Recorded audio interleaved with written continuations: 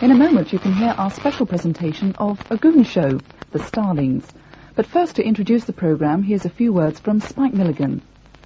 I'm here to tell you of a special show I wrote for Peter Sellers, Harry Seacombe and myself. The show, unlike comedy shows of its day, 1954, had no audience. It was written as a satire on the efforts of the Ministry of Works to get rid of starlings on public buildings.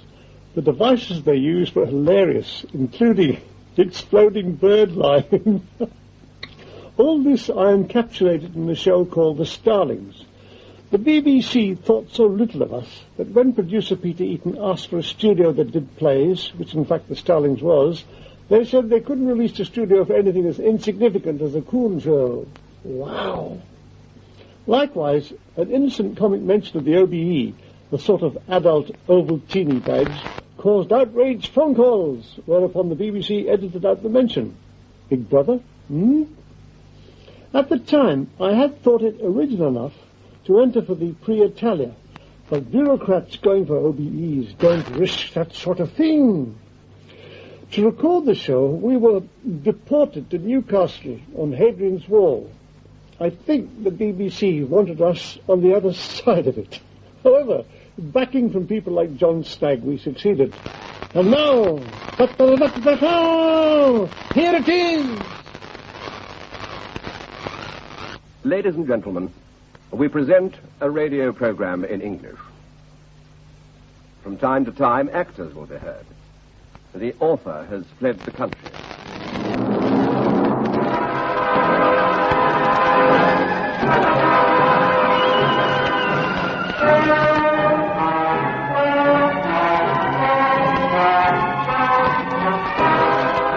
(1954), a world overshadowed with doubt, fears, uncertainty. Of Indochina, the Suez, Cyprus, East and West German strike, the H-bomb explosion, and yet to come, the unbelievable power of the cobalt bomb. But our own governors are not unaware of these dangers. At this moment, the House of Commons are debating serious matters.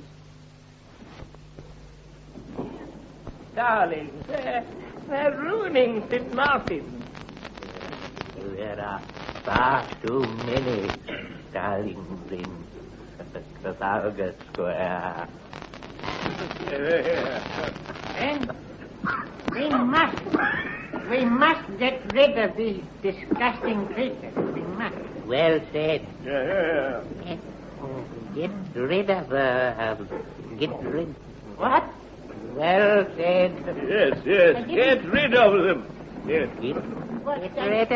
Get rid of this. Yes. Here, let's all have some tea.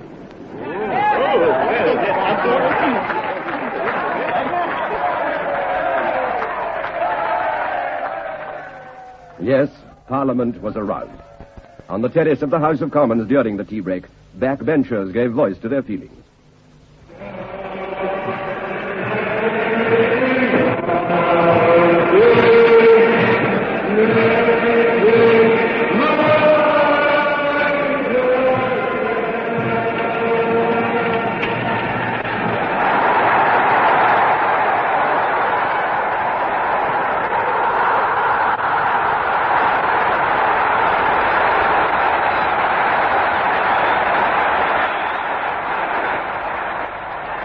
The inventive genius of the country was called upon, and for 3 years the Starlings were attacked with a series of frightening devices.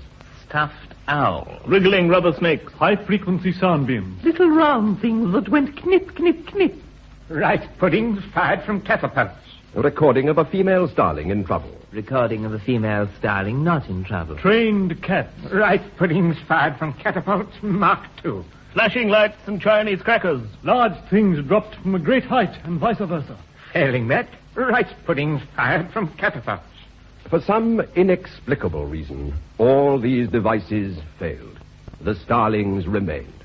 The inventors were filled with remorse, and in sackcloth they marched the streets.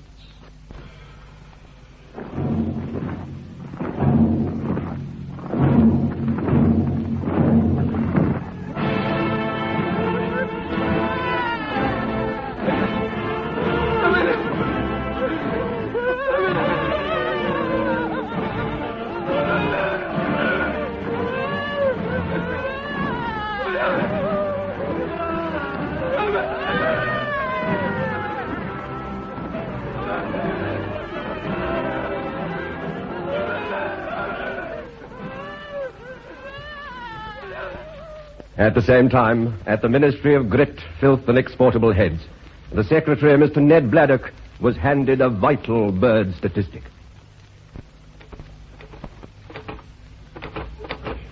You sure this figure is correct? Yes. Have you had it checked? Yes. You mean that there are 30 million starlings roosting in Trafalgar Square? Yes. Thank you, Miss Perch. Right. 30 million starlings. Mr. Finn! Oh, yes, sir. Yes, sir. Coming, sir. Oh, coming. Did you so much as call me, sir? Ah, yes, Mr. Finn. Call a meeting of all the people we keep specially for meetings.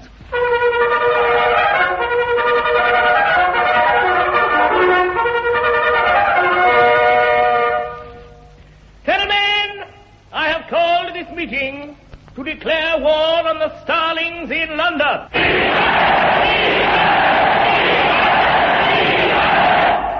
Thank you. The question is how to get rid of them. What about rice puddings fired from catapults? No, we've had that. Have we? Oh. Okay, look here. I remember at Passchendaele during the First World War for lasting peace. I remember, after a heavy artillery barrage, there were no signs of birds for months after. I don't think that If we could draw up 200 regiments of artillery in Trafalgar Square and let off a non-stop barrage for a month, I'm sure that No, Major. Wait a moment. What? You've given me an idea. I have? Yes. Oh. Look, it all boils down to making a noise, doesn't it? Just Yes. a noise. Yes. Now, if we could get volunteers just to kick up a noise, then... Dad, you're right. Perfect. I'll ask Field Marshal Clinicalfoot to let us have 3 brigades of guards at Trafalgar Square at dawn on Monday.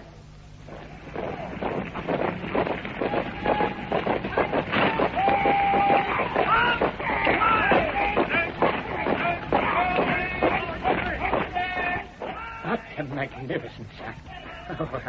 Good morning, Major Bladnock. The same. I'm Mr. Cringing Nut of the morning flight. Ah, yes, you're one of the observers, aren't you? That's right, yes. Yes.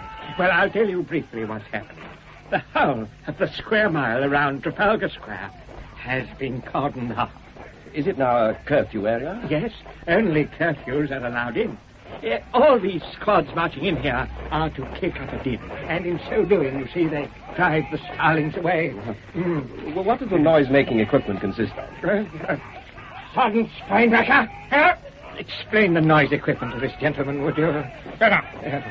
All men entering this area are handed one of the following items: iron bathtub with beater, football rattles, whistles, tin cans, dustbin lids, gas stoves filled with iron bolt, bagpipes, dinner gongs, kettle drums, thunder sheets, and various other noise-making gear for the uses of.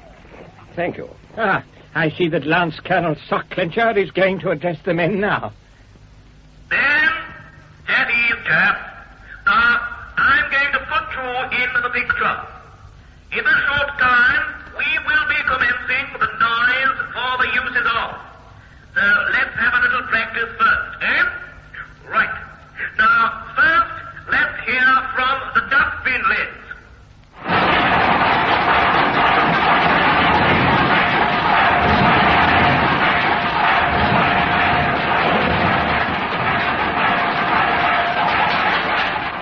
Well done. Thank you.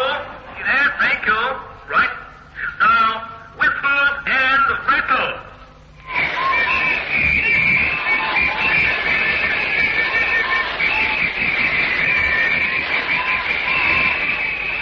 Good job, whistles and rattlers. Thank you. That's enough.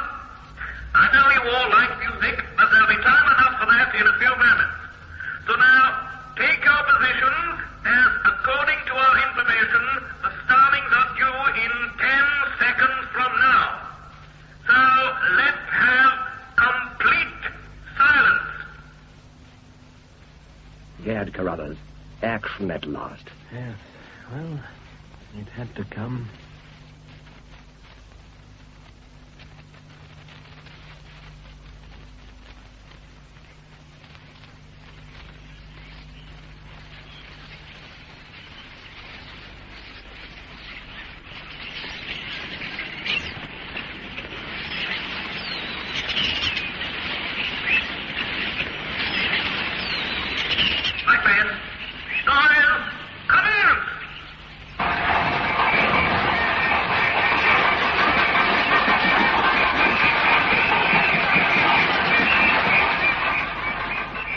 Diary of Operation Cacophony.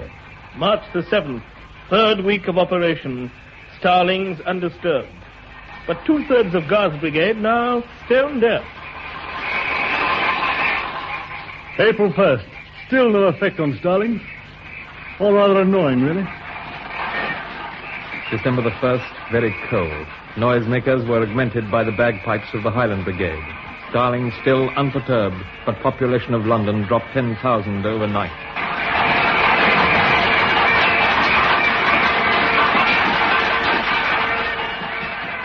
December the 3rd. Deep snow. Starlings sleeping peacefully. Noise continuing. Field Marshal Clunch sends the brigade a Christmas greeting. He receives in return a Christmas pudding with a rather disturbing message. And then...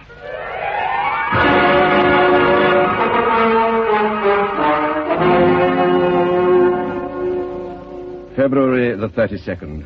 All troops withdrawn. Operation Cacophony abandoned. A military disaster.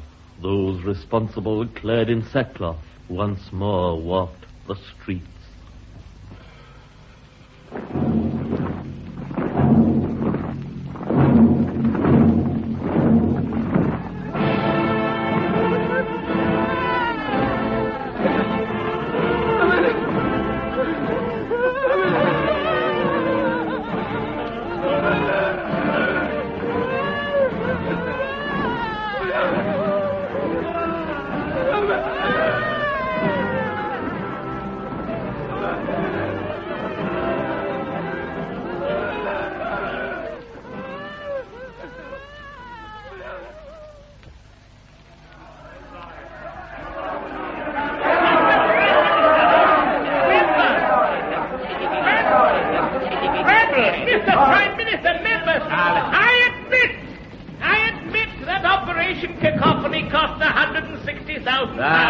And was a complete and utter failure. But these little mistakes will happen. You made a muck of it. Honorable members, it is not an absolute failure. I mean, that is to say, though the Starlings were not driven from Trafalgar Square, they were, rearranged. Rabbit! You should have used rice pudding fired from catapult. Nonsense. I suggest the honourable member applies for the chosen 100. I refuse to get in that queue. In any case, I have already taken steps to ensure that the Starlings are removed from London. I have this day inserted an advertisement in the papers asking for suggestions that will rid us of this pest. Well, we'll give you one more chance. Now then, lad, who's for a quick round of pontoon?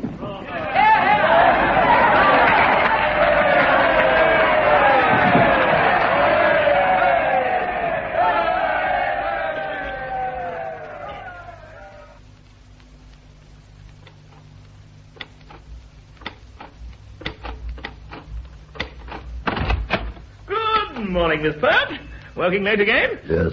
Good girl. Any replies to the advert in the papers? Yes, this bloke here has been waiting for you.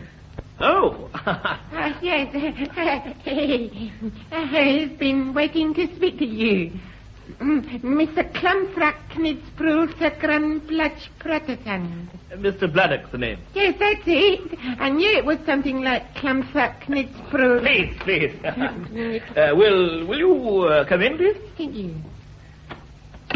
Now, Mr.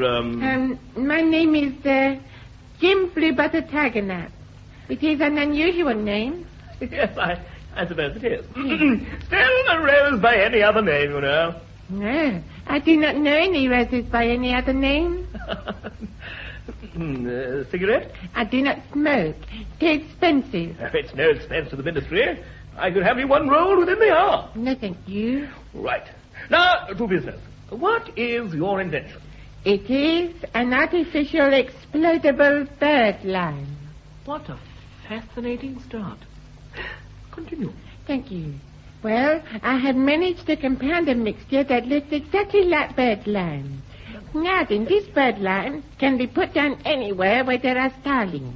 Mm-hmm. Then, Simply by pressing a remote control button, all the little blobs of birdlime can be exploded. Good heavens. Yes, it is all done by sound waves. You really mean it would drive the starlings away? Yes. Gad, what a savior he is. Here, have an OBE. Oh, Tar. In England's darkest hour, one always appears. First Cromwell, then Fred Clute, and now you. Now, Mr. Tigernuts, you have the formula for this artificial explodable birdlime? Yes, I have. Good. Let me have it, and I'll get the Woolwich Arsenal to make it up. Yes.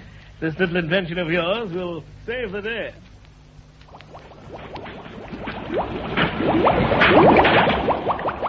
Well, gentlemen of the press, there it is. 40,000 liquid tons of artificial explodable birdlime.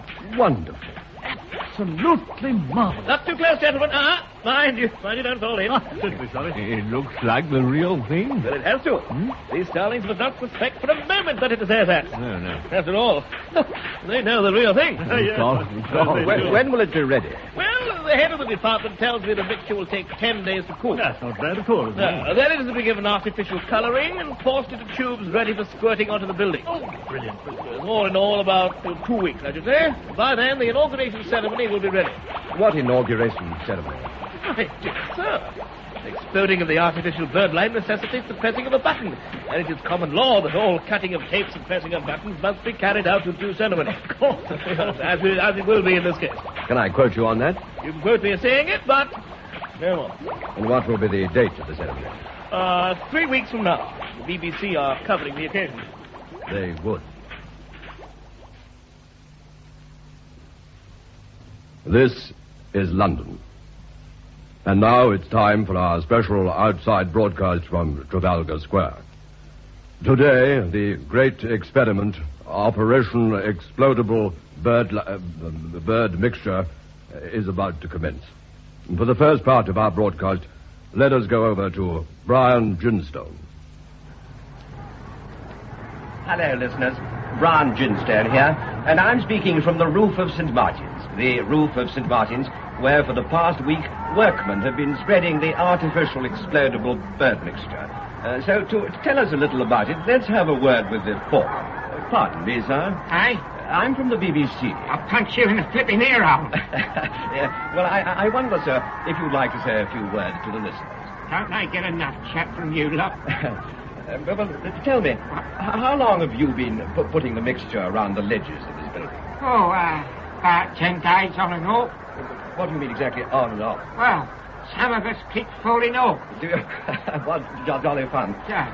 Now tell us, you've been working on this job for 10 days or more. What do you think of the idea and its chances? Well, you know... Thank you. Now, as the workmen take down the last of the scaffolding, I see that the ceremony in the square below us is about to begin. So, over to Richard Dingleby. Here, in the great square of Trafalgar, which, as we all know, takes its name from the great underground railway that runs directly beneath its ancient flagstones, here all is in readiness for the great explodable bird mixture inauguration. To my right raises the great wooden oak platform from which this solemn ceremony will be perfumed. The entire square is a great mass of banners from the Great Society of Pest Control, all waiting to see the result of this experiment. Yes, there goes the great siren telling us that all the workmen are clear of the buildings. That is to say, St. Martin's, the National Gallery, Africa House, and all the other buildings that have been treated with this wonderful explodable bird mixture. Now then, to my right, up the right side of the square, I can see the bright scarlet and pink tunics of the Royal College of Heralds as they march majestically up to the base of the great platform. They are, of course, waiting to sound the traditional fanfare, Tedium Vitae, which will announce the arrival of Duchess Winifred Boyle de Spudswell, the well-known human being. And as I speak, I see the 3rd Battalion of the 1st Legal Household Cavalry, so called as every member is a householder, and yes, there they go, their great white plumed swords snorting at the rain and fire and lifting the dust as they pass the base of Nelson's great column. That column so nobly erected here in 1672 to commemorate Lord Nelson's victory at Balaclava over the combined Egyptian and Turkish cavalry.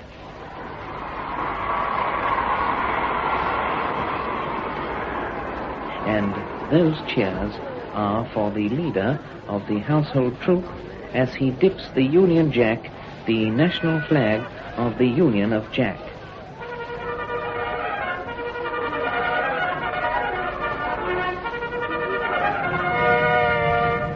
That great fanfare announces the arrival of the great television coach bearing the Duchess by arrangement with Richard Winnick and Mark Ludeman.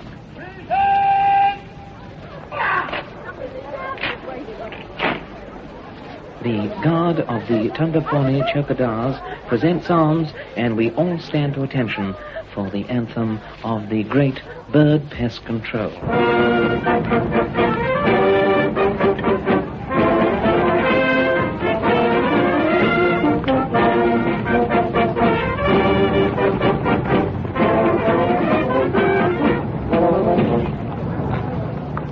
What a lovely tune that is, from the pen of the marcher of the Archer Street Rolls. And now, yes, now here comes the Duchess of Boyle de Spudswell, followed by the venerable city fathers, mothers, sisters, brother-in-laws, and all the other great traditional hangers-on. Now the Duchess approaches the great charcoal and balsa staircase that leads up to the rostrum, and at the same time leads down again. She mounts the great steps, her great cape of knot and weevil squaddling across the ancient flanges of the high Grenford Lude. And with that, the heralds sound the third voluntary, the voluntary so well beloved by the Swahili dust group of Westminster. And now she reaches the great gold and bronze microphone to make her declaration. But first, the master of the rolls and leather goods pledges his allegiance, also the Quanta Danorum. So let us listen to it. My lords, ladies, and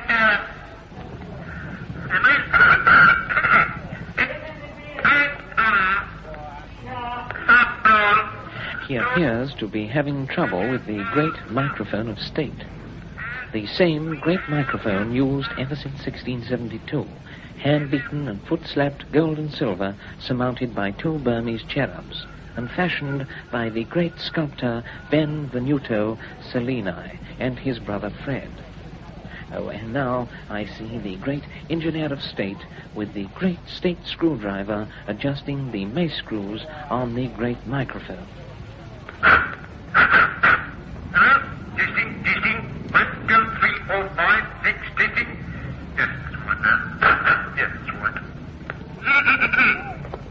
My lord, ladies, and gentlemen, please silence before the Duchess of Boyle de Spudswell, name of the umpire, and at present appearing in television that you're lost.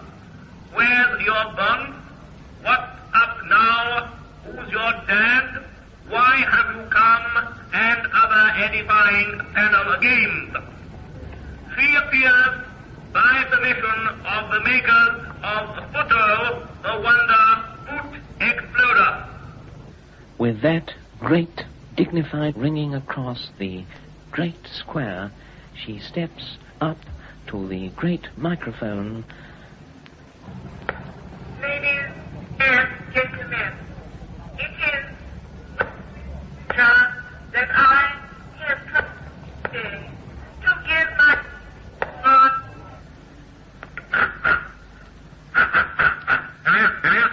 Testing. 1, 2, 3, 4. Yes, that's all right, Carol. Ladies and gentlemen, it is my privilege and privilege to name this experiment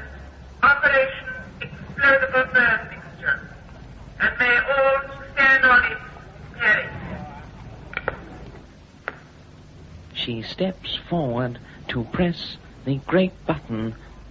She presses it. And so, for the final result, over to Brian Ginstone on top of the National Gallery.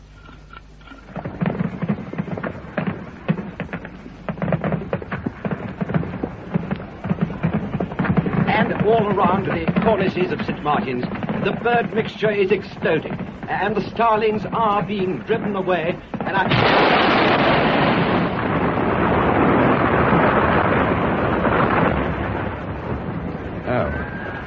Oh dear. I don't quite know what's happened.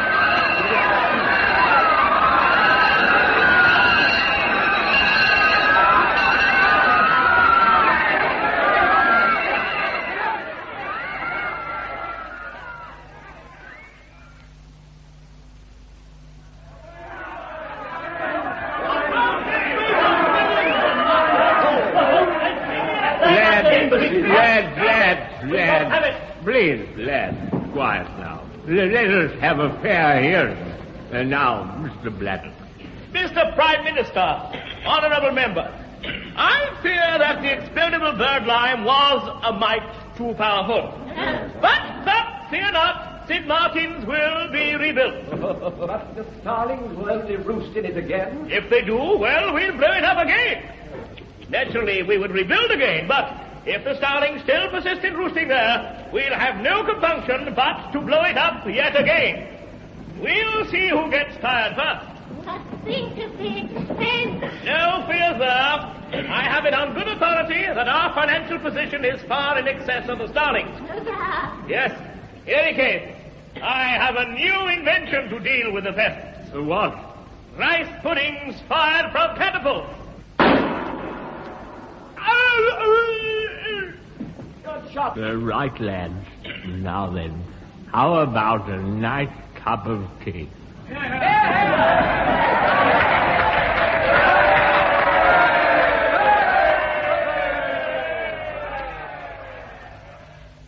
That was The Starlings. That was by Spike Milligan. All parts were played by Peter Sellers, Harry Seacombe, and Spike Milligan. Other pests were played by the Starlings themselves. Technical production by Harry Green and Barry Wilson. I am the announcer. Andrew Timothy is the name. And I'm asked to say that any resemblance to a Goon show is due to the laxity of the producer, Peter Eaton.